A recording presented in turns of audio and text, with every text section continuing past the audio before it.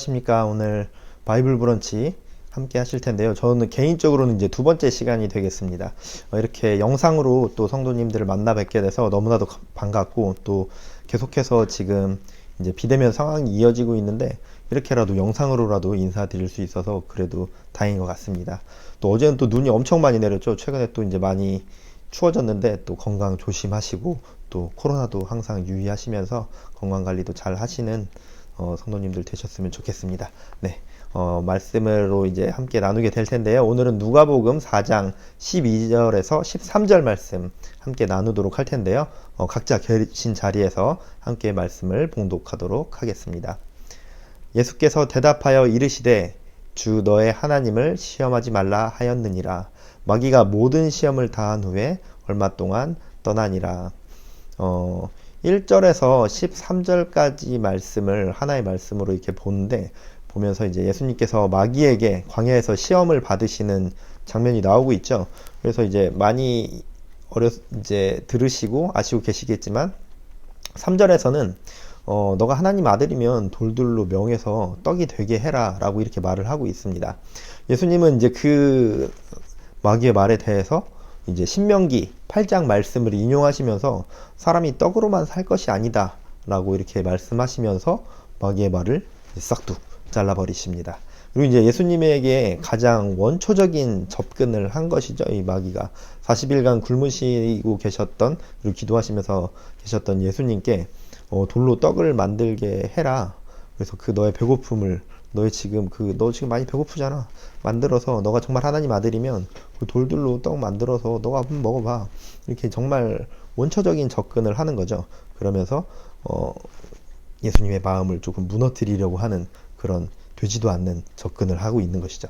하지만 당연히 예수님께서는 그런 것에 넘어가실 리가 없죠. 그리고 두 번째 시험에서는 이제 만천하를 보이면서 그 모든 권위와 영광을 내가 너에게 주겠다. 근데 나에게 절을 해라. 그러면 내가 지금 이 눈앞에 보이는 모든 영광과 이 모든 권위를 내가 너에게 주겠다 라고 이렇게 얘기를 하는 것이죠. 다 네 것이 된다. 그렇지만 예수님께서는 당연히 싹둑 잘라버리시면서, 그때도 예수님께서는 신명기 6장 말씀을 인용하시면서 이 마귀놈이 쫑알거리는 것을 커트를 하시는 거죠. 대답하여 이르시되 기록된 바 주 너의 하나님께 경배하고 다만 그를 섬기라 하였느니라. 네, 세상 것 다 주어도 소용없고 다 무의미하다. 다만 하나님을 섬겨야 한다 라고 말을 하는 것이죠. 예수님께서 세상의 권력과 재물을 들이밀고 있죠. 예수님께. 근데 세상 권력과 재물을 탐하는 것이 아니라 하나님의 권위를 섬겨야 함을 말하고 계십니다. 세 번째는 성전 꼭대기에 세워두고 너가 정말 하나님 아들이면 여기서 뛰어내려. 너가 정말 하나님 아들이라면 뛰어내려도 천사들이 와서 너를 구해주겠지. 그러니까 한번 뛰어내려봐. 너 하나님 아들 맞다며 라고 이렇게 이야기를 하는 거죠. 정말 하나님 아들이면 하나도 다치지 않겠지. 이때 예수님께서는 역시 신명기 6장 말씀을 인용하시면서 이 마귀를 물리치십니다.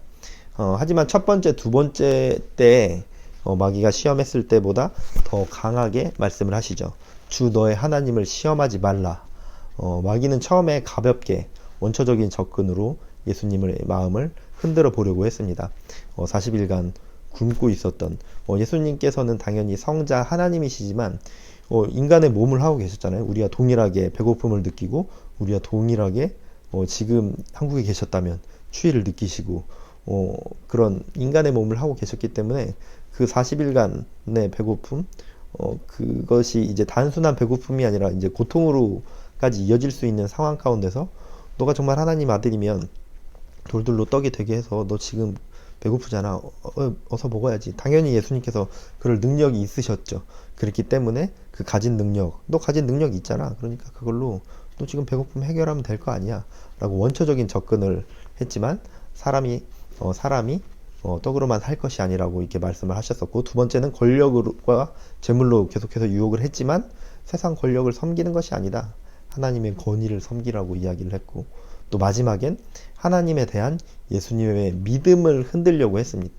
믿음을 흔들고 하나님에 대한 믿음을 시험하기, 하나님과의 관계를 흔들어 놓기 위해 예수님께 말을 한 것이죠. 하나님을 믿어? 당연히 구해주시겠지. 너 하나님 믿고 너 정말 하나님 아들이면 당연히 구해주시겠지 라는 말로 하나님과의 관계를 시험하면서 흔들어 보려고 했습니다. 하지만 당연히 예수님께서는 물리치셨죠. 예수님께서는 예수님의 지혜와 예수님의 언어로서 그 마귀를 물리치실 수 있으셨고 그렇게 하셔도 됐지만 성경을 인용해서 물리치십니다. 우리에게는 예수님의 모든 말씀이 성경이죠. 근데 이제 예수님은 그 당시에는 당연히 이제 신약이 없었고 예수님 이후에 이제 사도들이 쓰고 이제 여러 기록들, 서신들을 가지고 묶어놓은 것이 신약 성경이기 때문에 이때는 당연히 구약 성경밖에 없었겠죠.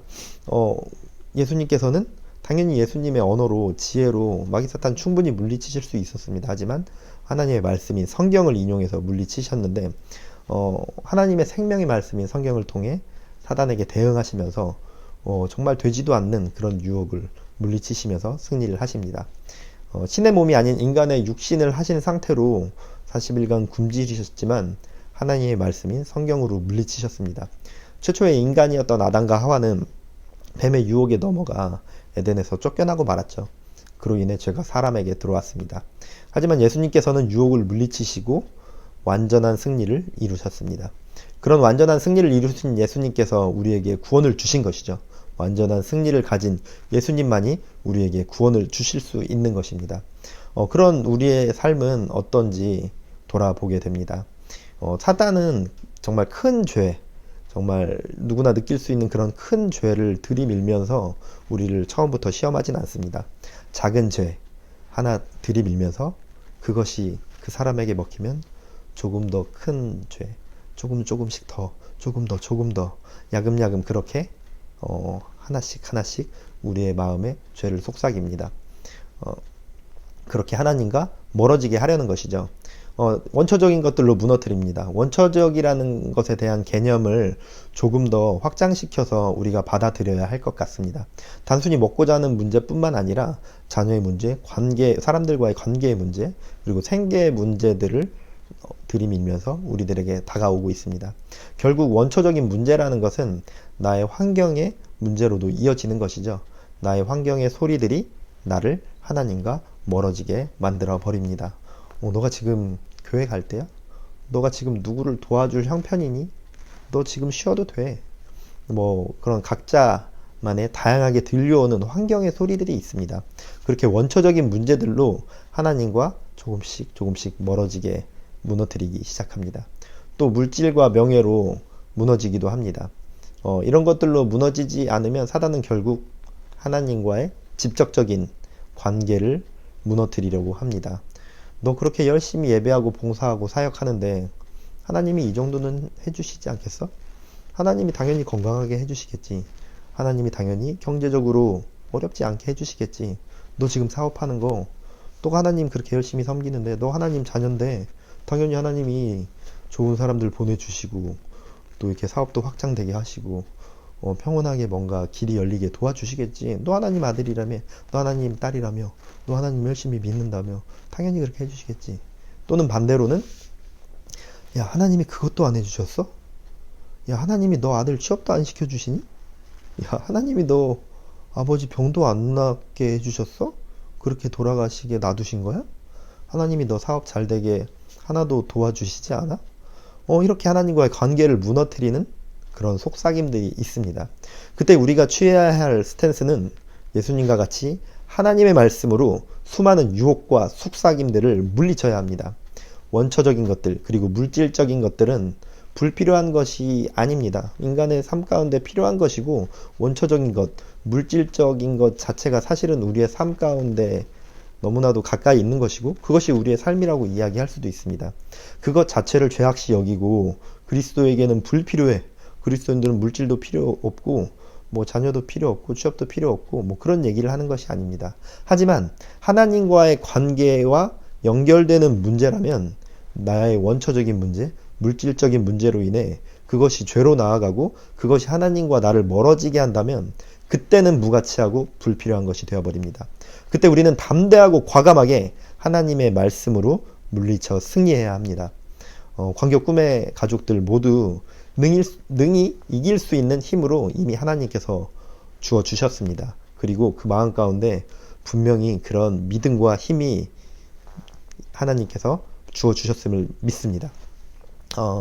오늘 또 저희들 이 말씀을 함께 나누면서 정말 우리가 하나님 말씀으로 사단의 속삭임에 승리하고 나의 삶 가운데 너무나도 가까이 있는 것들, 내가 정말 중요하다고 여기는 것들, 그것들이 불필요한 것이 아니라 그것들이 나를 무너뜨린다면 정말 과감하게 담대하게 이길 수 있는, 예수님처럼 하나님의 말씀으로 승리할 수 있는 모두가 되시기를 축복합니다.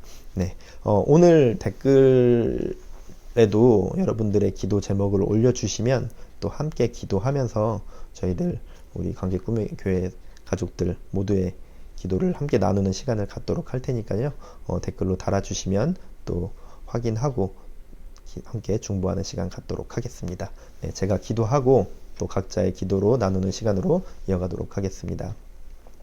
하나님 아버지 감사합니다. 오늘도 이렇게 말씀을 허락하시고 저에게 주님의 음성으로 들려주심에 너무나도 감사드립니다. 하나님, 저희들 삶을 살아가며 저희들을 무너뜨리고 저희들의 마음을 힘들게 하는 그런 속삭임들이 너무나도 많이 있습니다. 세상의 유혹들이 너무나도 많이 있습니다. 하지만 저희들 하나님의 말씀을 통하여 담대히 이겨내고 승리하며 나아가는 귀한 주님의 자녀들이 되어지겠습니다. 주님 함께 하시고 분별력으로 허락하시고 힘으로 더하여 주시고 지혜로 충만히 함께 하여 주시옵소서. 하나님, 저희들 이제 또한 각자의 삶으로 나아갑니다. 그 삶 가운데도 동행하여 주시옵시고 저희들 하나님의 말씀으로 살아내며 하나님의 사랑을 흘려보내는 귀한 삶이 되어질 수 있도록 인도하여 주시옵소서. 감사드립니다. 예수님 이름으로 기도드렸습니다.